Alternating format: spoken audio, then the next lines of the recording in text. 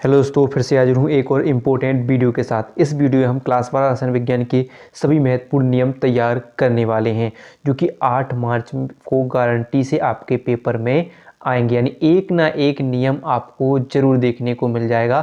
तो इस वीडियो में जो नियम मैं बताने वाला हूँ उनको अच्छे से तैयार कर लीजिएगा। साथ ही हम जैसे राउल्ट का नियम, हेनरी का नियम, हेनरी की सीमाएं, अनुप्रयोग सबको हम तैयार कराने वाले हैं, जिससे चाहे वो 3 अंक में पूछा जाए, 4 अंक में या 5 अंक में, कोई भी अंक, कभी कितने भी नंबर पर प्रश्न पूछ लिया जाए, आप आसानी से उसको कर सकोगे। बहुत ही इंपॉर्टेंट प्रश्न, जो प्रश्न नियम है, तो इनको जरूर तैयार कर लीजिएगा। वीडियो पसंद आए तो लाइक करना है, ज़्यादा से ज़्यादा हो सके शेयर करना है, नए हो तो सब्सक्राइब जरूर करना है। तो वीडियो को अंत तक जरूर देखना है। तो आइए देखते हैं सबसे पहला नियम, जो कि है राउल्ट का नियम, जो आप खुद जानते हो मोस्ट इम्पोर्टेंट नियम है, गारंटी है कि पेपर में आने वाला है। तो क्या है कि इस नियम अनुसार किसी विलायक के, यानी किसी विलायक में अवाष्पशील विलेय मिलाने पर विलयन के वाष्प दाब का आपेक्षिक अवनमन उसमें उपस्थित विलेय के मूल प्रभाज के बराबर होता है। क्या होगा, एक बार फिर रिपीट करेंगे। ये किसी विलायक में अवाष्पशील विलेय मिलाने पर विलयन के वाष्प दाब का आपेक्षिक अवनमन उसमें उपस्थित विलेय के मूल प्रभाज के बराबर होता है। तो वही हो जाएगा नहीं कि जहाँ पर देखेंगे P0 माइनस PS बटे P0 हो जाएगा बराबर N बटे N plus N, capital N हो जाएगा। यानी यहाँ पर P0 यानी या P0 कह सकते हैं, तथा PS क्या होगा, विलायक तथा विलयन के वाष्प दाब होंगे। तो वही होगा कि किसी विलयन में अवाष्पशील विलेय मिलाने पर विलयन के वाष्प दाब का आपेक्षिक अवनमन, यानी विलयन के वाष्प दाब और विलयन के वाष्प दाब का आपेक्षिक अवनमन उसमें उपस्थित विलेय के मूल प्रभाज यानी X। मूल प्रभाज क्या होता है, X क्या होता है, विलेय पदार्थ की संख्या या विलेय विलायक की संख्या, उस किसी विलयन में उपस्थित विलेय विलायक की संख्या तथा उस विलयन में उपस्थित कुल मूलों की संख्या यानी कुल घटकों की संख्या के अनुपात को मूल प्रभाज कहा जाता है। तो x बराबर क्या होता है, n बटे n small n plus capital N हो जाएगा। यानी ये विलयन के दोनों घटकों के बराबर हो जाता है मूल प्रभाज। तो यहाँ पर देख सकते हैं, तो इसकी या तो हमें x लिख देते या हम ये लिखते थे। यहाँ पर लिख जाएगा P0 बराबर PS क्या होगा, विलायक तथा विलयन का वाष्प दाब हो जाएगा, स्मॉल n तथा कैपिटल N होगा विलेय तथा विलायक के मूलों की संख्या हो जाएगी। तो याद रहेगा। तो क्या होता है जो राउल्ट का नियम, तो किसी विलायक के अवाष्पशील विलेय, किसी विलायक में अवाष्पशील विलेय मिलाने पर विलयन की वाष्प दाब का आपेक्षिक अवनमन उसमें उपस्थित विलेय के मूल प्रभाज के क्या होता है, बराबर होता है। और ये आपको फॉर्मूला लिख देना है। फिर आते हैं इसके नियम की सीमाएं। तो सीमाएं क्या होती हैं कि यह नियम तनु विलयनों पर लागू होता है। दूसरा क्या होता है, यह विलयन केवल अवाष्पशील पदार्थों के विलयनों के लिए ही सत्य है और विद्युत अवघट के विलयनों पर राउल्ट का नियम लागू नहीं होता है। और विलयन में संगुणित या वियोजित होने वाले पदार्थों के विलेय राउल्ट के नियम का पालन नहीं करते हैं। इसकी सीमाएं हो जाएंगी। तो ये आपको लिख देना है, सीमाएं और इसके जो राउल्ट का नियम। फिर एक प्रश्न बन जाता है बान ठाप गुणक, ये भी इम्पोर्टेंट है, इसको भी तैयार कर लेना है। क्या होता है बान ठाप गुणक, ये किसी अणुसंघ के गुणधर्म के प्रायोगिक मान तथा सामान्य मान के अनुपात को बान ठाप कारक या गुणांक कहते हैं।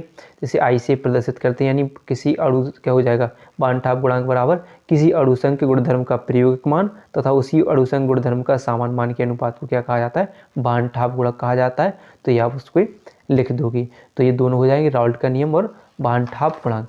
फिर अगला जो नियम है वो मोस्ट इम्पोर्टेंट नियम, आप खुद जानते हो कि हेनरी का नियम इम्पोर्टेंट नियम है। समझते हैं क्या होता है हेनरी का नियम।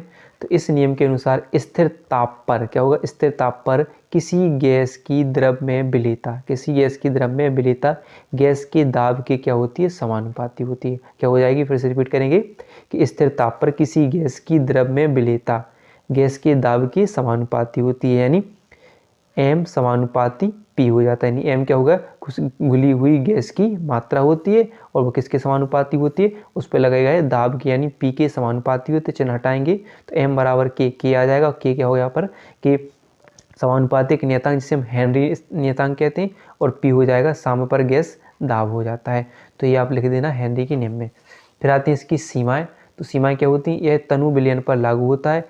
इसमें उच्च ताप, यानी इसमें उच्च ताप उच्च होना चाहिए, इसमें दाब कम होना चाहिए, इसमें विलेय की मात्रा विलायक से यानी विलायक में कम हो, ऐसे अनुप्रयोग सीमाएं में आपको लिख देना है। फिर अनुप्रयोग की बात करें तो शीतल पेय पदार्थों के उत्पादन में इसका उपयोग किया जाता है। गहरे समुद्रों में सांस लेने यानी गोताखोरों द्वारा इसका उपयोग किया जाता है। पर्वतारोहियों द्वारा इसका उपयोग किया जाता है। तो ये किसका अनुप्रयोग हो जाता है? हेनरी के नियम के अनुप्रयोग हो जाते हैं। तो ये लिख देना है।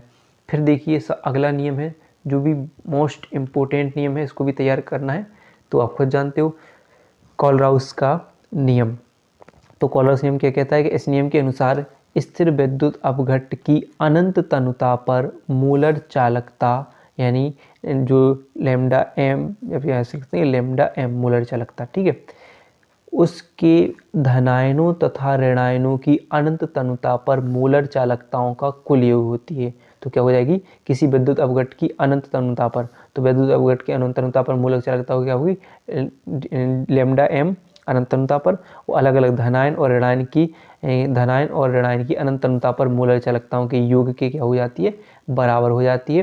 तो मूलर चालकता को किससे प्रदर्शित करते हैं? लैम्डा एम से प्रदर्शित करते हैं। वो अलग अलग मूलर चालकता यानी धनायन और ऋणायन की मूलर चालकता क्या होगी? तो प्लस जो लैम्डा अनंत तनुता पर लैम्डा 0 मान लिया और ये माइनस के लिए हो जाएगी, ये माइनस हो जाएगी।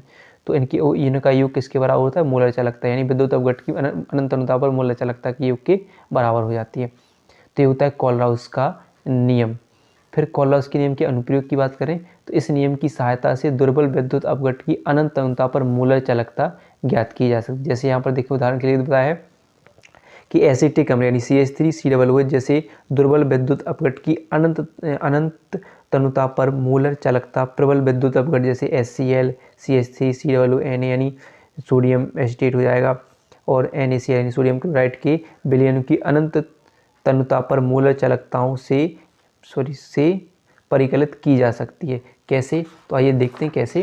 तो यहाँ पर देखिए आपको यहाँ पर क्या किया मैंने कि मान लीजिए HCl की मूलर चालकता होगी। HCl को कितने बार में लिखा हमने? धनायन ऋणायन में तोड़ा। H धनायन Cl ऋणायन में अलग अलग तोड़ दिया। कोलराउस किसके नियम से? कोलराउस के नियम से। फिर क्या किया? CH3COO यानी सोडियम एसीटोट को भी दो भागों में तोड़ दिया। क्या कर दिया? एक Na और एक CH3COO यानी अनंत तनुता पर।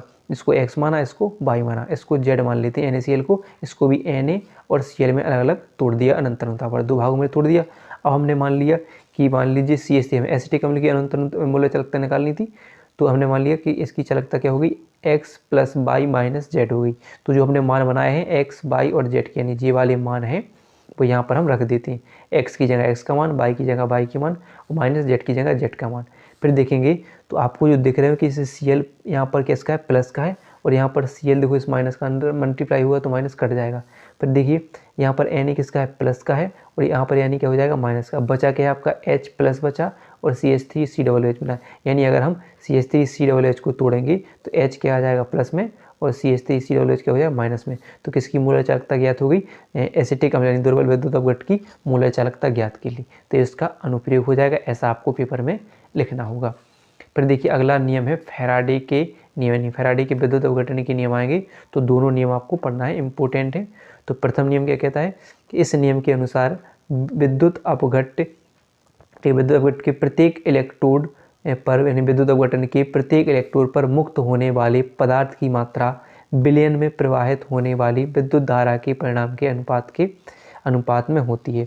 यानी कैसी होती है कि W बराबर Q हो जाता है। अगर चिन्ह हटाते हैं तो Z आता है। Z क्या होता है? स्थिरांक हो जाता है यानी विद्युत रासायनिक तुल्यांक होगा। और अगर फिर पड़ा कि Q बराबर क्या होता है? IT। Q बराबर क्या होता है? IT। तो इस Q की जगह I लिखेंगे तो फॉर्मूला निकल कर आ जाएगा W बराबर ZIT। ये प्रथम नियम के लिए हो जाता है, ठीक है। फिर द्वितीय नियम क्या कहता है? तो इस नियम के अनुसार जब विद्युत धारा की समान मात्रा विभिन्न विद्युत अपघट्टों में प्रवाहित की जाती है तो इलेक्ट्रोडों पर मुक्त होने वाले पदार्थों की मात्राएं उनके तुल्यांकी द्रव्यमानों या विद्युत रासायनिक तुल्यांकों के समानुपाती है। जैसे W1/W2 बराबर E1/E2। जैसे हमने W बराबर पढ़ा है क्या? ZIT।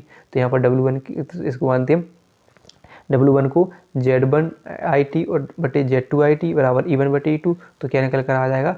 IT से IT कट जाएंगे तो E1/E2 निकल कर आ जाएगा। और फिर जो अपने नियम के आधार पर क्या बताया कि किसी तत्व का विद्युत रासायनिक तुल्यांक यानी Z उसकी तुल्यांकी भार यानी E के समानुपाती होता है। तो समानुपाती चिन्ह हटाएंगे तो यहाँ पर एक E बराबर क्या होगा? FZ हो जाएगा, ठीक है। तो एक फेरेड है, जब 1 फेरेड हो जाएगा इसका मान कितना होता है 1 फेरेड, तो 46,500 यानी 96,500 इसका मान हो जाता है एफ का मान, तो ए हो जाता है। तो फैराडे के यानी इन दोनों नियम तैयार कर लेने हैं। तो ये 5 नियम जो मैंने बताए वो बहुत मोस्ट इंपॉर्टेंट नियम है, तो इन्हें आप ज़रूर तैयार कर लीजिएगा। वीडियो पसंद आए हो तो वीडियो को लाइक और चैनल को सब्सक्राइब करना ना भूलिएगा।